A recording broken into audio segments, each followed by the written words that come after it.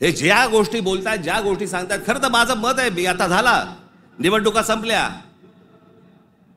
शिमगा झालेला आहे, होळी संपलेली आहे. तुमच्या साक्षीने सांगतो, माझं खरं तर देवेंद्र फडणवीस तुमच्या हातामध्ये एक चांगलं राज्य, सुसंस्कृत राज्य हातामध्ये आलेलं आहे. याच्याकडे नीट बघा. चांगल्या पद्धतीने मराठी माणसाकडे पाहणार असाल तर आमचा तुम्हाला पाठिंबा निश्चित राहील. प्रत्येक गोष्ट आमची ऐकून करा.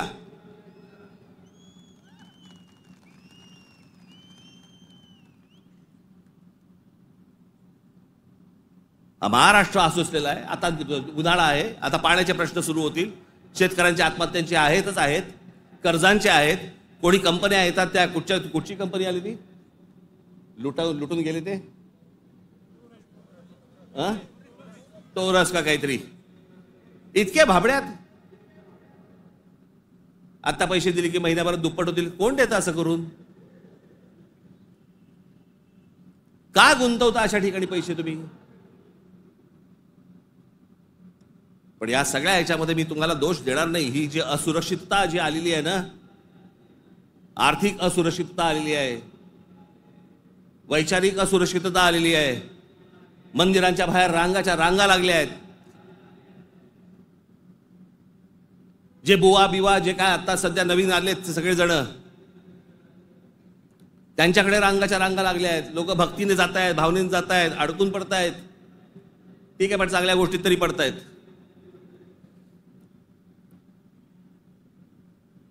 आज चहूबाजूनी महाराष्ट्राला सर्व बाजूनी विळखा पडतोय. मराठी माणसाला विळखा पडतोय. हा विळखा तुम्ही ओळखला पाहिजेत. मराठी भाषेला विळखा पडतोय. आमच्या महाराष्ट्रामध्ये, मुंबईमध्ये आम्हाला सांगता, इकडच्या आस्थापनांमध्ये आम्ही मराठी बोलना नाही आता तो क्या हुआ, कानफट इथंच बसणार.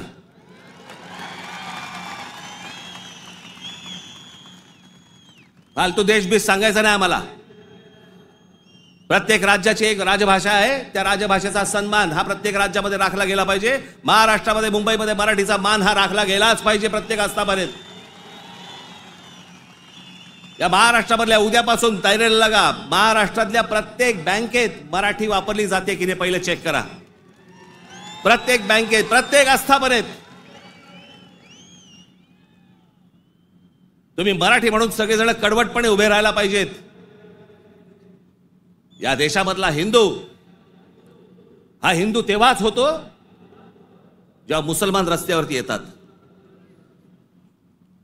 एरवी फक्त भक्तिभावाने असतात, पण हिंदूंमधला हिंदू जेव्हा जागरूक होतो तो फक्त दंगलीमध्ये हिंदू असतो. दंगल संपली की तो मराठी, पंजाबी, गुजराती, बंगाली सगळा होतो. आणि मग ज्याला तो मराठी होतो त्याला मग तो साळी, माळी, मराठा, ब्राह्मण, कुणबी सगळा होतो. आपापल्या जातीबद्दल प्रेम असणं हे स्वाभाविक आहे, पण दुसऱ्याच्या जातीबद्दल विद्वेष असणं, तिरस्कार असणं ही विकृती आहे.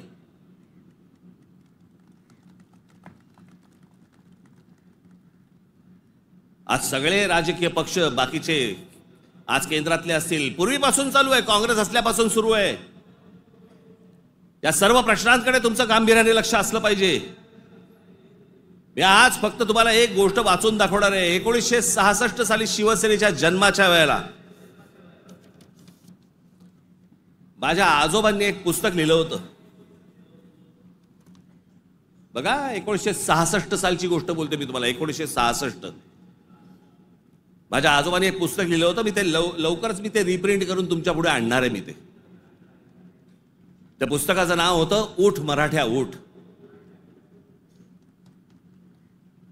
ते पुस्तक आपण सर्वांनी जरूर वाचलं पाहिजे. त्या पुस्तकातला एक फक्त मायना मी तुम्हाला एक फक्त गोष्ट वाचून दाखवतो, आणि ही गोष्ट मला असं वाटतं सर्वांनी गांभीर्याने घेतली पाहिजे. या गोष्टींवरती विचार केला पाहिजे. पूर्वीची काँग्रेस असो, नाही तर आत्ताची भाजपा असो, नाही तर अजून येणारे दुसरे कुठचाही केंद्रामधला पक्ष असो किंवा राज्यामधला, मराठी माणसांनी या गोष्टींचा विचार करणं गरजेचं आहे. हे आजोबांनी 66 साली लिहिलंय. तीच गोष्ट आज तंतोतंत आपल्याला लागू पडते. ती मी गोष्ट फक्त तुमच्यासमोर वाचून दाखवतो. भाषा म्हणजे काय बोलायचीच नाही, कमाल भाषा. आज महाराष्ट्राचा मराठा आत्मस्वरूपाला पारखा होऊन ना अरत्री ना परत्री म्हणजे ना इथे ना तिथे, अशा मोहनीय अवस्थेत आहे. त्याचा उज्ज्वल भूतकाळ त्याने चुकूनही आठवू नये.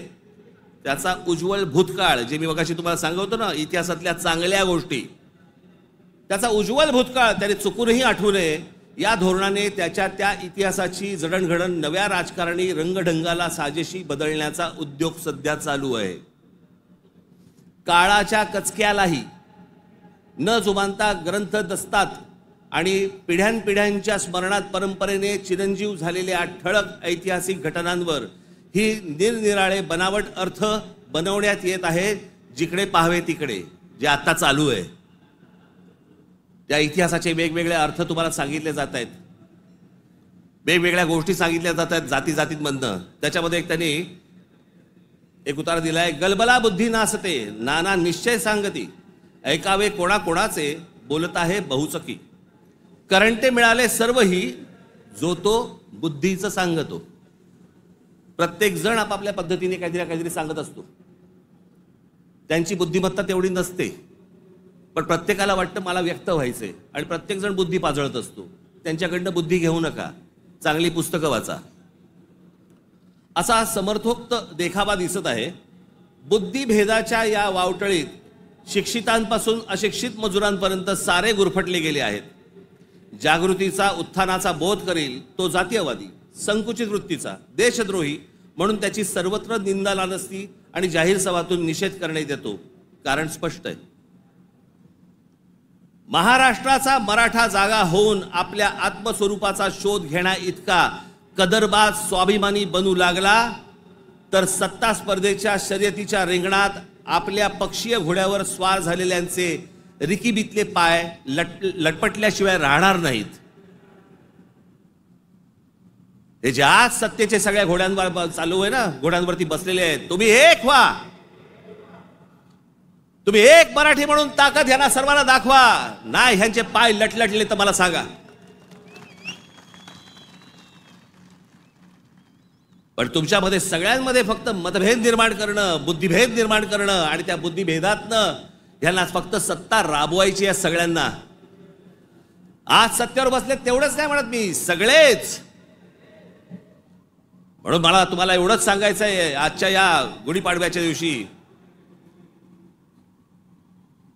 हा गुढीपाडवा, या गुढीपाडव्याच्या दिवशी तुम्ही हा मराठी नववर्षाचा सण, या मराठी नववर्षाच्या क्षणी तुम्ही सगळ्यांनी, महाराष्ट्रातल्या तमाम माझ्या माता भगिनींनी, माझ्या बंधूंनी, भावांनी, माझ्या बहिणींनी, सगळ्यांनी एकजुटीने मराठीचा नारा द्यावा. आणि ज्या वेळेला ते इतर ज्या वेळेला अंगावर येतील त्यावेळेला आपण हिंदू म्हणून अंगावरती जाऊ, एवढी ताकद आपण आज या ठिकाणी ठेवू. आपण आज या गोष्टींची शपथ घेऊ. आणि पुढच्या सगळ्या येतात निवडणुका आता लागतील, मला असं वाटतं की ऑक्टोबर नोव्हेंबरला लागतील बहुधा.